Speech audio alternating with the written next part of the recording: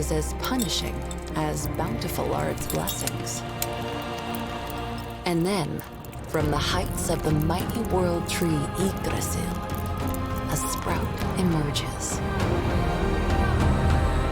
Birth and death, all is as it should be. What's going on, everybody? It's MaxTheCatfish, and today we are looking at Frozenheim. It is an atmospheric Norse city builder out by Paranoid Interactive and Hyperstrange, and it promises to be this really beautiful, kind of, they say, a rich settlement management mechanic game. We're going to take a look at it right now. The game features a campaign, but today I'm not going to spoil that. We're just going to look at one of the starting scenarios here. And one of the things I really was actually kind of surprised by when I just took a really quick look at the menu was here there are 3 different types of gameplay. You can play Skirmish Mode, which is kind of the base game, where you have a base of your own and you have to fight the other clans out there by destroying their homesteads or unleashing Ragnarok, which I have no idea what that looks like. I'm super curious. They've got a survival mode where you defend against waves of enemies, so you can kind of have an infinite number of battles and see how long you can survive. And then if you'd prefer the more peaceful side of the game, there is a city building mode where there is no enemies, no other characters, just you, and you can build anywhere you want. So you can build a large civilization where normally you can only build in a radius around your homestead, which is pretty neat that they threw that in there. We're gonna check out Skirmish Mode. I'm gonna throw in 2 medium NPCs, make sure they're on opposing teams, and let's just jump right in. Super fast load times. That was really, really quick. I was noticing that the load times of this game were really fast. And here we are. We've got our homestead in the middle, and we have 1 scout. It kind of feels a little bit like a Civ game, doesn't it? A little bit familiar to that. We can use this scout, I imagine, to run around and check things out. And every unit in the game has an ability. So scouts have the ability for vision, which allows them to throw out an eagle. I'm going to throw this one out this way. Hopefully that's close enough for it to actually do something. Yeah. And the eagle will actually start breaking the fog of war for us as we explore, which is pretty cool. And then around the map, I've noticed there are these little resources, like this abandoned stone resources. We can go up there with any of our units and explore them and get those resources. A lot like Civilization, similarly, where you're kind of exploring with your scout the different areas around your starting town, that kind of deal. Now, our homestead's got 10 villagers in it, but we need to make sure that we actually keep them alive with food and other various resources to improve our town. So let's make sure that we build out a fisherman's hut. Oh, this isn't water? We may not have even explored enough of it. Let's grab our scout really quick and run down there and check that out. I think we're gonna need a couple of other resources from the woodcutter's hut as well to be able to get some wood.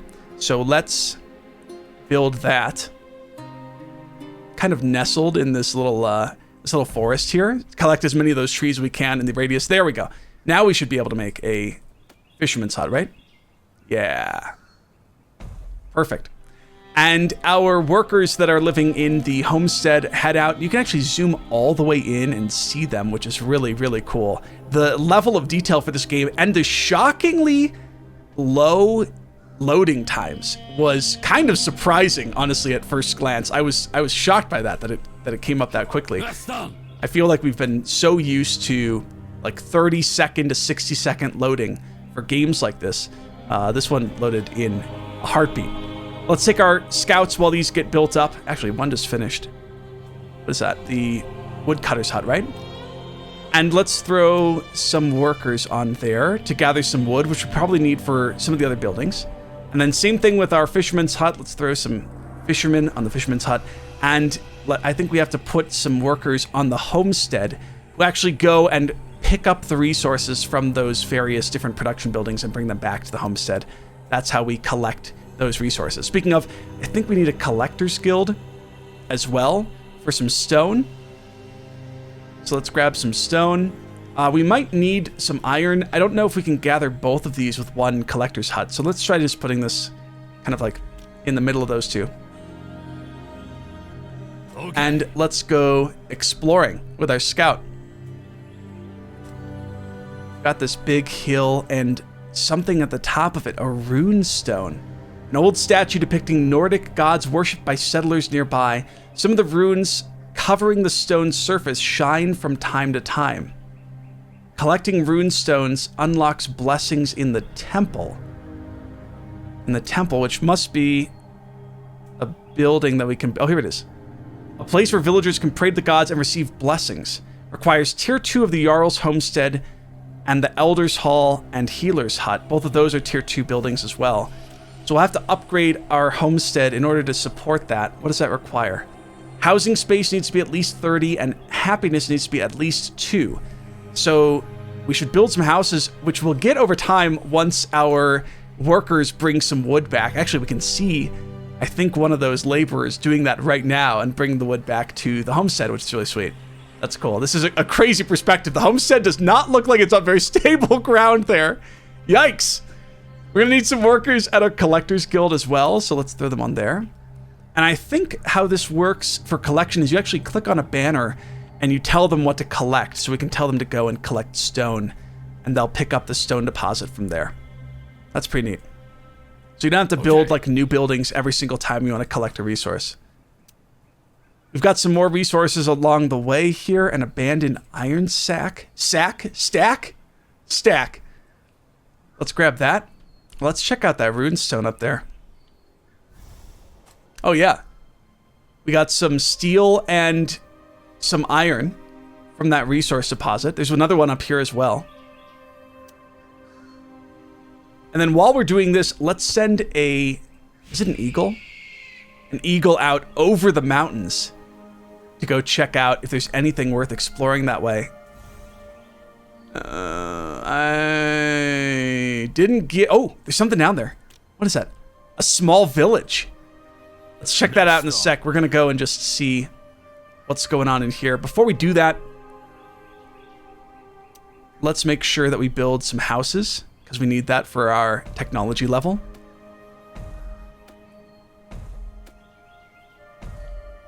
Oh, we need a little bit more wood, so we're going to let that just go. And there's some kind of enemy in the way. Level 3 to our level 2, but they're kind of hurt. We might be able to take them. Let's give it a try. You can zoom in and see the battle down here. We're hitting them with sticks. They're hitting us with axes, which is a little bit scary. Oh, I think we took a big hit there. I think we might be kind of screwed. Oh, yeah, we totally lost our scout. Okay. Okay, we should have trusted our gut. They were definitely stronger than us. We're going to have to build a new scout, and I think you do that in the military buildings section, which also requires a little bit more wood. So maybe this will go faster if we put some more laborers to go collect wood. It looks like it sends out multiple laborers to each building, so hopefully we can gather some of the wood from these locations. This guy's working on it. He's got it. We're getting there. And in just a couple seconds, we should be able to build our 5th building there. Now, each of the buildings where your villagers live has a happiness meter, and it's based on a variety of different proximities to different buildings. So being next to other buildings actually increases the happiness of the villagers that work there or live there, because it's like being in a neighborhood. Otherwise, they also need water from a water well, or they want to be close to an inn. And so you need to build these buildings from the social buildings tab in order to increase their happiness. We've got a well here for them. And I think this is our 5th house, which we need 30, right? 30 housing space. There's 10 at the homestead, and there's 4 at each one of our houses. So 1, 2, 3, 4, 5. That should be enough to collect it. We'll probably need a little bit more food. So let's build a hunter's hut and set this up. I don't want it too close to any of the resources. Oh, there's some deer in here. Let's set that up there to go hunt for food and make sure that we keep our food positive. And then the well also needs people employed at it, so we can do that. Does that hit all the buildings? It does. And then I think if you do 2, yeah. So if you do 2, it actually increases the radius of the well from 1 to 2, which is really cool. So if you have more buildings and you want to make sure that they've got their happiness meter from the well, you can just put another person on there, which is pretty sweet. And now I think we can upgrade, our homestead. I'll say the music in this game is beautiful, but the sound effects leave a little bit to be desired. There was like nothing there. You would think that that would be a really momentous occasion, that they were celebrating the building of their greater homestead, but apparently not. Apparently not. What do we need for the training field? We need a little bit more wood, which we might be grabbing right now. I see one of the laborers kind of heading back home, hopefully. And I think we've also unlocked the ability... Oh, there it is. Let's throw this down. Kind of like in this corner. And I think we unlocked the ability to make those other buildings. The healer's hut heals nearby warriors. We've got our temple that we could get a blessing from if we build the healer's hut and the elder's hall. And the elder's hall is, I think, our research location. So it's kind of like our home base for research and improving our civilization. We still need more wood. So I'm hoping this at least lets us get probably the elder's hall, because we don't have any other... we don't have any warriors right now. They all died. Yeah, there we go. Let's plop that down there. Again, the radius within distance to our houses allows us to increase their happiness, which is sweet. And while that was happening, our training field finished as well. So let's grab ourselves... I wanted a new scout, but let's grab an axeman. We can grab 2 axemen, actually. And then maybe we can get a scout after that if we get a little bit more wood. Everything depends on wood in this game. We might have to go... Oh! Our woodcutter's hut is out of wood. That's why. Okay, we got to set this over here. It's a little bit of a trek for them to head over there and cut down trees. We might want to build a new woodcutter's hut so that it's not so long of a walk. And then our hunter's hut for food, I never staffed. Let's put some people on that as well so that we can keep our food above 0. Axemen are almost finished. I think each one of these has a different ability associated with them too, right? The archers... increase their attack range by 20% and disables friendly fire. Oh, there's friendly fire in this game. I did not know that. Shield bearers reduce range damage by 100%, but decrease speed by 30%. So they're kind of like, if you're being just pummeled by arrows, you can put your shield up and defend against them with the shield bearer, which is really cool. Spearmen have a different ability. Axemen have different abilities. Increases their power by 50% and their speed by 50%. So they're kind of like berserkers. In a way, we'll have like two little units of berserkers, which will be pretty sweet. Let's do that for sure.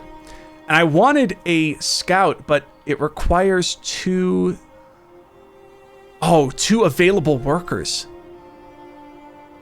Got it. We don't have enough workers to do this. I think we could take some from the Collectors Guild and you know what? Maybe we should just upgrade some of these houses. There we go. And build ourselves a new scout. I would imagine it's kind of helpful to have a scout with you while you're going through the fog of war, especially if you don't know what you're going to be ambushed by potentially. Those bandits back there, actually. You know what? Let's go and take those out. Get our revenge for what happened to us earlier. We'll head back that way. Our scouts, I think, move a little bit faster, so they should be able to catch up with our axemen eventually. That should be no problem. Or we could just send them off in a different direction, honestly. I think that should be fine. We still only have 1 available worker, but our houses are producing villagers over time, so that's all good. While they're doing that, let's check out the Elder's Hall. The Elder's Hall is our technology tree, and I think this is a one-time choice based on how you want to play the game. You have to choose a clan. The Crow clan gives you access to exploration and mysticism, which has stuff like reduced discontent for each controlled runestone, or allows the recruitment of aggressive dogs. I assume that the aggressive dogs are working for us, right? The breeding kennel. Interesting. So we can get some aggressive dogs if we work with the Crow clan. The Deer clan give us access to development and resource improvement, so stuff like our food supply and the happiness of houses. The Bear clan gives us defense abilities like what? Siege weapons require 50% fewer resources to construct. That sounds like an attack ability to me. A little bit surprising to see that in defense. You don't really use siege weapons to defend against people, do you? I thought they were to siege buildings. And increase your building's durability by 20%. And then the Wolf Clan gives us battle abilities. Like the Valkyrie Rage increases the power by 50% and speed by 30% for 15 seconds for the Elite Shield Bearer. Wow. Lots of really cool options in here, and a pretty thick-ish tree for a game like this. Requires tier 5 of Jarl Homestead to get down here to level 4. So we won't be picking up any of these during today's gameplay, but I want to try the aggressive dogs. I'm kind of curious about that. Of course, the technology itself requires wood, so we're going to have to wait for a little bit more wood. While we do that, let's go get our revenge. I think our scout is ready too. Let's bring our scouts in. Bring them on over this way to go help out. We've got 48 out of 50 wood, so just a little bit more and we should be good to go. I want to send out another eagle as we get a little bit closer here. Let's send one out over that settlement that we found. I want to go check out and see what that's all about. There's actually some resources in here too. If these scouts die again, I'm going to be a little disappointed. Here we go. Here's our battle. Bringing our axemen against our opponent's axemen next to it. Take them out. Sweet. And then the rune stone at the end. Controlling rune stones unlocks blessings in the temple. That's right. And we haven't built the temple because we need a healer's hut. I'm forgoing the aggressive dogs for the temple. I think the temple might be a little bit more interesting. Let's rotate this around. Plop it down behind our houses because I think, again, proximity to our houses with the healer's hut seems to have an effect on their happiness as well. We took those guys out nicely and we grabbed the runestone as well, and our scouts are here. Let's go scout out this settlement. What's going on here? Our village is being raided by bandits who are hiding in the woods. Please help us get rid of them. We'll greatly reward the Jarl. And we can either accept or cannot help.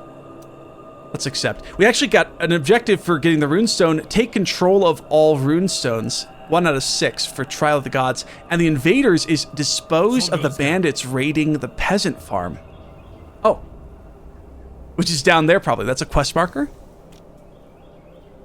Let's go check that out. We're going to send everybody this way. And ahead of us, let's have our scout throw an eagle just to make sure we aren't running into a trap. Because it looks to me like there might be an archer up there. Or something. Yeah, look at that. 5 units of axemen waiting for us from the bandit camp. So let's go in and take them out. I'm going to keep our scout sort of behind a little bit. Actually, let's have it go this way and check this out. And our axemen running in. Let's use their ability here. They're kind of like move faster and attack faster. I wonder if we can get around them and do more damage. Looks like we can, for sure. Sweet. So this should be ours. Take out these bandits. I think, did that just complete the quest? Do we have to go back? Oh yeah. Bandits won't bother the peasants anymore, and we got a bunch of different resources from that, including the resources probably from their bandit camp as well, right? Yeah. Okay, sweet. Let's go check out this watchtower. I was afraid that we were going to get shot at by arrows, but maybe this isn't a person. Oh no, it's just some sticks. I thought it was an archer there with like a cloak on or something. Oh, it's just some logs kind of tied up. Okay. All right. Grabbing this will give us some resources, right? Oh. No, it kind of revealed the area. And not only that, but our scouts found another location here too. The fishing village. Our resources got plundered by bandits. Please help us for the upcoming winter. Give us time to gather what you need, or we can exchange some resources for a boat. Oh, let's get a boat. Can we do both? Ah, give us time to gather what you need. Yeah, okay. I guess this is like another quest that we can do. In fact, I think they gave us some axemen or something. What was that? Some axemen just appeared. Can I put them on the boat as well with our scout? Is there enough room? There is not. No. Okay. We got to send our boat out without the axemen. I'm not sure where those axemen came from. That was interesting.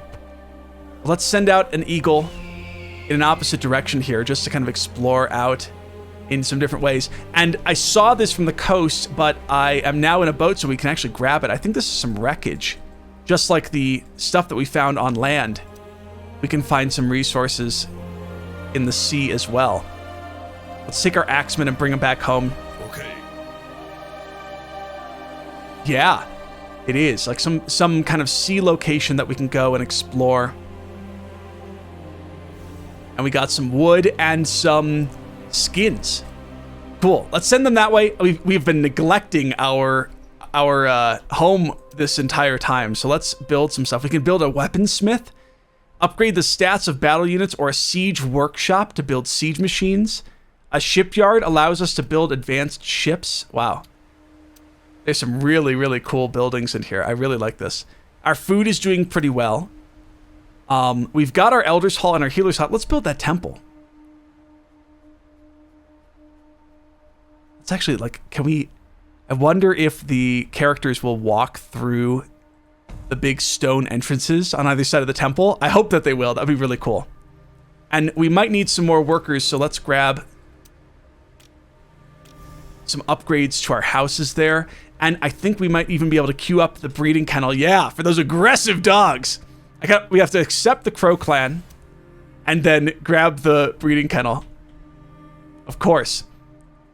And with this healing hut, I think we have to bring our units there to go and heal up. I think that's how that works, right? Heals nearby warriors and increases the level of happiness for nearby households. Yeah. How does this work? Uses resources to recruit missing units and refill the team. Okay, there we go. Yeah. And bring them back up to a higher point. In that amount of time, we have run out of food. And we're getting discontent because our people are hungry. Discontent is this really cool feature to prevent you from expanding too quickly. It basically increases or shows you how unhappy people are. And as they get more unhappy, there is a risk of them turning against you, stealing your resources, or just leaving your village altogether. So we got to fix the food issue. It's winter now. Building an orchard or farmhouse probably isn't the best idea. Let's build another fisherman's hut kind of next to it a little bit. And maybe just to be sure, is our hunter's hut actually gathering resources? I don't think that they are. Oh, it says that they are here, actually. There's a whole bunch of deer over here, so let's go and change our resource gathering to the other side there. And hopefully these changes should fix the hunger issue. Yeah. I mean, that's not proof that it's fixed it, right away, but hopefully that's doing its part. Send another eagle out with our scouts. This looks like it's a big cliff wall, so not much to see there. We've got a little bit more wreckage in front of us. So let's go check that out. And it looks like we can actually land here in this area up ahead. This may be a new continent or maybe connected to our own from the minimap. It looks like it's actually connected, but it's like the other side of the continent. Oh, what's that? Another runestone at the top of this thing. That's cool. So we found like a little continent here that we can land on. Let's do that. I think we can pull up our boat on the shore, which is really cool. And go explore the... Is this a continent or just an island? Oh. It's like just a tiny little island with a runestone at the top of it that our scouts are going to be able to check out. That's cool. Let's send out another eagle. Maybe this way? See if we can get information about what all is out there.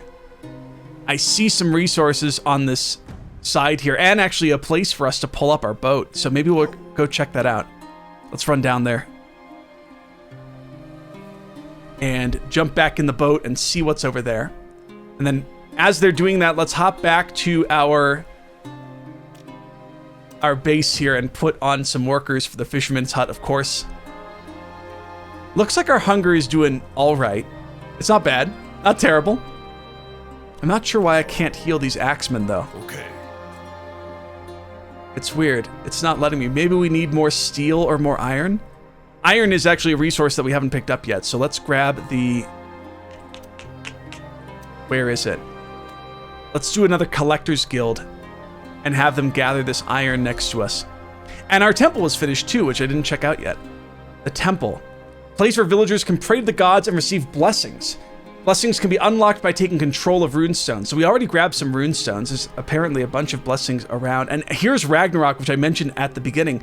Brings a storm to the lands and unleashes the wrath of gods, destroying enemy settlements. Holy crap. I wonder if that's required, if you have to control all the runestones in order for that to work. That may be connected, especially if runestones unlock these 5. I guess we didn't unlock a specific blessing, we unlocked the ability to get a blessing. So Freya's blessing reforests clear areas. Loki's clears the sky and improves units' sight. Bragi's increase the productivity of production buildings by 100%, so doubles all of your production buildings, which is awesome, especially if you don't have any food. Decreases the Elder's Hall technology cost and research time by 50%, and increases battle experience gain. Wow. There's some really powerful ones in here. I'm kind of curious about Freya's. Reforests cleared enemies. Remember how our woodcutter's hut doesn't have any wood there? Is that what I think it is? Oh my god. Okay, it totally is. This is probably more efficient for us to grab these trees from this location instead. So let's do that. Let's set it back and maybe we'll get more wood quicker. We're actually doing kind of good on wood right now. In the Elder's Hall, we can grab a new research. Local scouts reveals all runestone locations, but we would need a little bit more of the bog iron. I think we can grab that just by setting this collector's guild up. Make sure that our homestead has enough people working for it. And let's throw on another upgrade to the house here, because our food is actually doing much better. It's now in the positives. And I didn't send the scouts out on the boat yet. I completely forgot to do that. So we're going to head that way. Let's actually scout ahead and see. See if there's anything worth seeing. This looks like we might be able to pull onto this beach. Yeah, in fact, I see other people. Is that a... Oh no, is that a shipyard? Oh, I think this is the AI player. Oh, it totally is. We can see their characters now. They don't have boats, though. So I don't think they're able to actually attack us, but we can kind of see what's going on. Maybe if we just sit here and watch them, we can kind of throw an eagle over their base. Look at this. They've got palisade walls and a gate already. I should probably start building some defenses.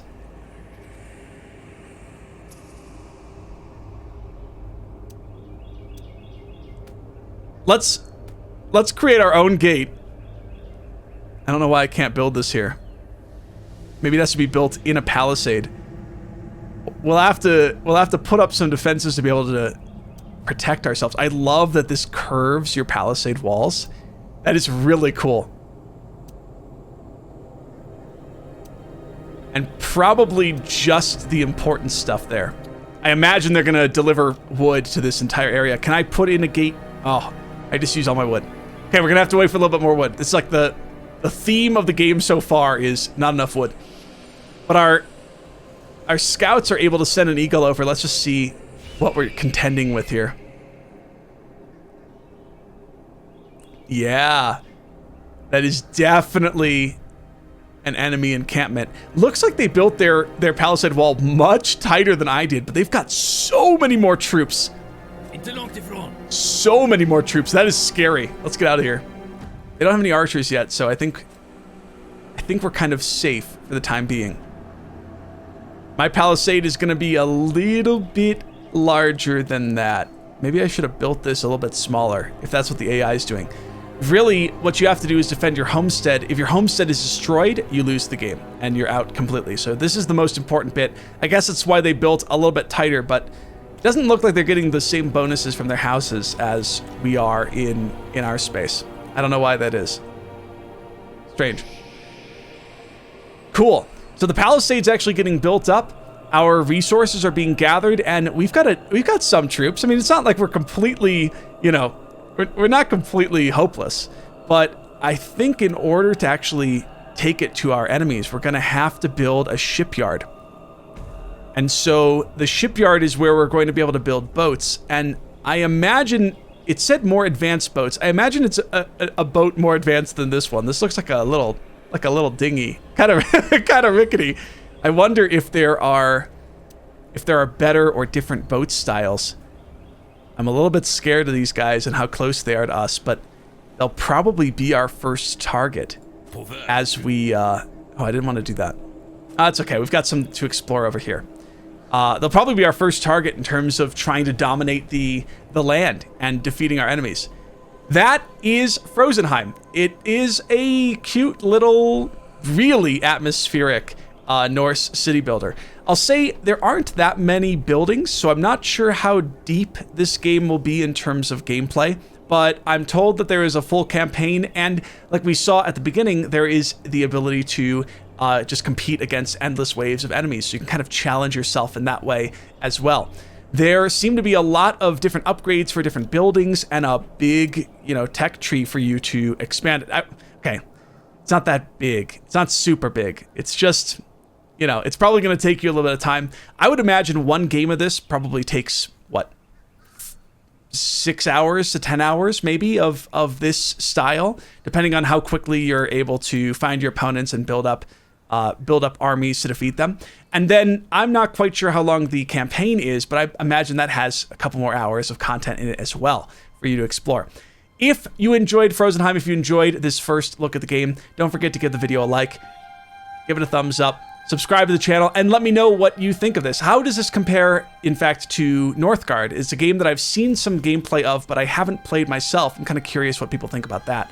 Would love to hear your thoughts down in the comments. Otherwise, don't forget, we're streaming on Twitch 3 days a week, every Monday, Wednesday, and Friday, where we're playing games like this and exploring different games and the world of video gaming. So I would love to see you there, either live on Twitch or on our next YouTube video. Catch you soon.